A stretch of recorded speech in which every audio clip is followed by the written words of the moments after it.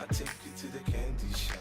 Jock Mossler, a Houston, Texas businessman, was found dead in his Miami, Florida apartment located in Key Biscayne, a wealthy area where crime was not common.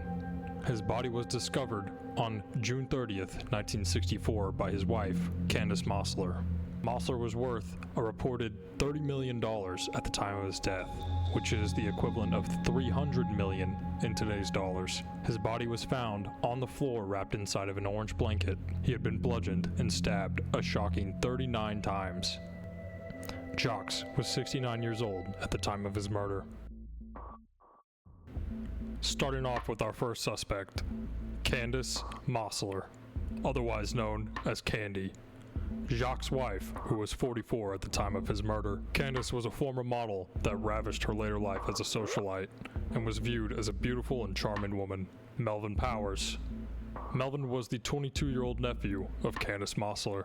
Melvin moved into Candy and Jacques' Houston mansion in 1962 when Melvin's mother asked the couple to watch over him. Jacques hired Melvin to work for him as a mobile home broker. Melvin, who was described as looking like a linebacker, stood at 6'4" and caught the eye of many. They also caught the attention of the police. Not long after Melvin had moved in with his Aunt Candace, the two began an incestuous affair. This would set into motion a series of suspicious events that would lead investigators to arresting the couple.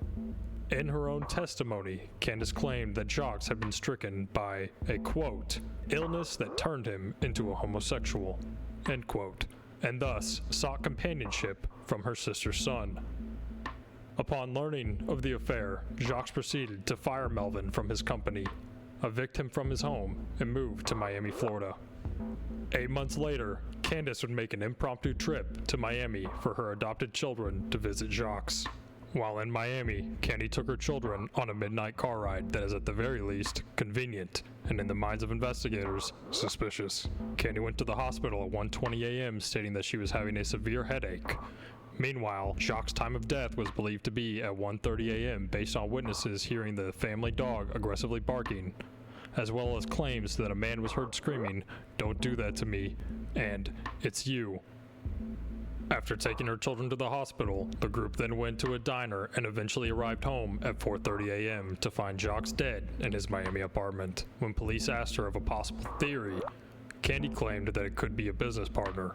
However, when the autopsy showed that he had been stabbed 39 times, the police made the claim that it seems to be a crime of passion, at which point, Candy made the claims of Jacques' rumored homosexuality and adultery, thus pointing the finger at a jilted male companion. During this time, Melvin had also flown to Miami from Houston and was seen at the Stuffed Shirt Lounge around 7 p.m. to 12:30 a.m.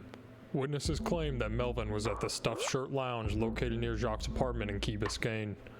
Witness testimony claimed that Melvin ordered a scotch and a large empty glass bottle of Coke. Despite leaving the bottle behind, Melvin later returned to order a double scotch and ask for another Coke bottle. Investigators believed Melvin was trying to gain some liquid courage to commit the crime and that the empty bottle would serve as the object that caused blunt force trauma to Jacques' skull, as noted in the autopsy. Witnesses also described a dark-haired man in dark clothing fleeing the scene. The most substantial evidence in this case pointing toward Melvin and Candy was discovered to be a handprint found in Jacques' apartment matching Melvin, bloodstains on clothing Melvin reportedly wore, and a white Chevrolet that was found abandoned at a Miami airport. This white Chevrolet is the car witnesses claim to have seen fleeing the scene. It would be discovered that the vehicle that was abandoned contained Melvin's fingerprints. The vehicle would be found to also belong to the Mossler Company, which was loaned out to none other than Candace Mossler. Despite police having investigated other routes such as bad business dealings and burglaries, the decision to bring charges against Candy and Melvin was made. Upon being arrested at Miami International Airport, Candy was asked by a reporter, "Miss Mossler, you have been accused of incest, adultery, and murder. What would you like people to know about you?" Candace's reply, "Well, sir, no one is perfect."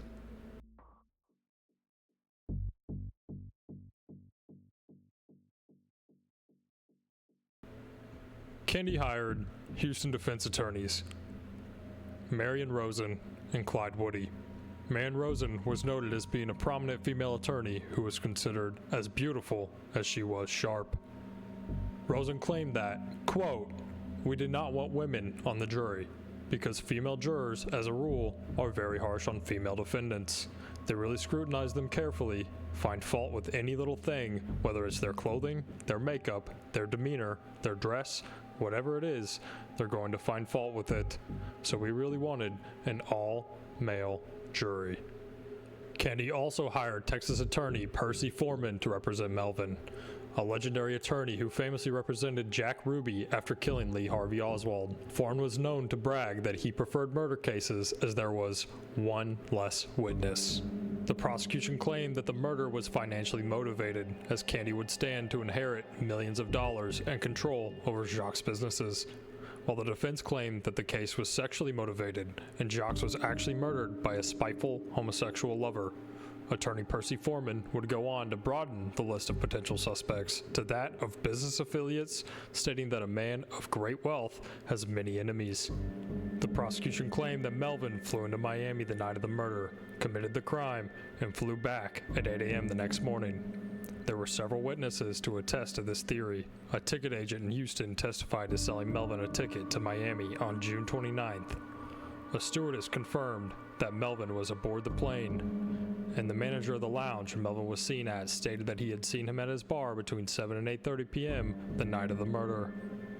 A fingerprint expert claimed that of the 55 prints found on the abandoned white Chevrolet, 6 belonged to Powers.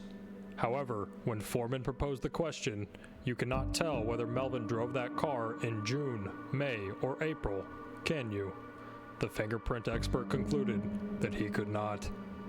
Another fingerprint analyst found a handprint inside Jacques' home that matched Melvin's. Making this evidence even more concrete, a handyman testified that he had wiped down the counter just hours before Jacques' murder. This would tie Melvin to the crime scene the day of the murder. The handyman also disclosed that Candy had called him after the murder, stating that, "You've got to say you didn't clean that sink. A man's life is at stake. Anything you say can hurt him." She followed this by saying, "I would do the same for you if I thought you were innocent." Several inmates testified to being offered money by Candy, Melvin, or both to carry out the murder of Jacques. One inmate even claimed that Melvin had confessed to the crime while behind bars. The defense made several counterclaims, pointing out that not a single witness could positively identify Melvin at Jacques' apartment. Adding to this, no murder weapon, including that of the alleged Coke bottle, was ever found. Pointing out that Jacques' business was largely centered around loan sharking, it was clear that his work had the potential to ruin numerous families, draw many into severe debt, and thus leading to many possible suspects that would want to enact revenge on Jacques. The jury was hung on a decision. The judge asked for them to take more time, and in what could possibly be a rushed decision, the group determined that after only one further day of deliberations, and only 3 days total, that the couple was found not guilty. Photographers in the courtroom were exclaiming for Melvin and Candy to kiss. However, Candy instead went to the juror's box and kissed the male jurors. After leaving the courtroom, the couple climbed into an abandoned white Chevrolet. Just kidding. It was a gold Cadillac, which I think we can all agree, not much better.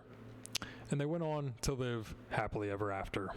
At least, they lived happily ever after for one more year, as the couple would go on to separate, with Candy marrying a Barnett Garrison who was 19 years her junior. Clearly, she has a taste for the younger generation. The following year, Garrison, with a pistol in his waistband, would suffer a suspicious fall from the Mossler mansion, in which he tried to gain access to his wife's third-floor balcony window. He would spend the remaining 25 years of his life in a nursing home, suffering from a brain injury that he received from that 40-foot fall.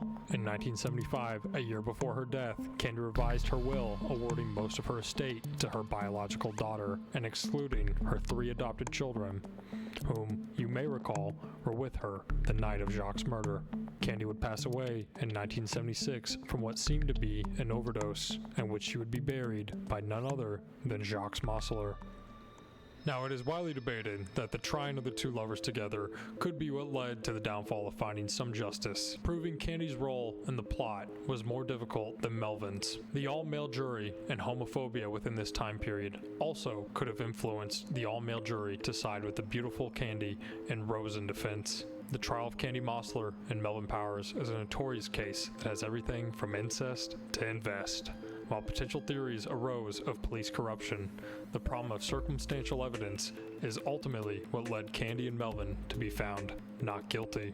While I do not know how much evidence you can possibly need, I also fear this case was lost simply due to the perception of homosexuality and the all-male jury being blindsided by Candy's image to see her as incapable of committing such a horrific crime. A lawsuit was filed by the two adoptive sons of Candy regarding the estate, valued in excess of $100 million. I will say that from a legal perspective, I can see that the case brought against Candy was significantly weaker than Melvin's, which is why I believe that had the two been tried separately, Melvin would have been found guilty, though I fear that would result in justice still not being served, as I believe Candy was the mastermind behind this entire operation.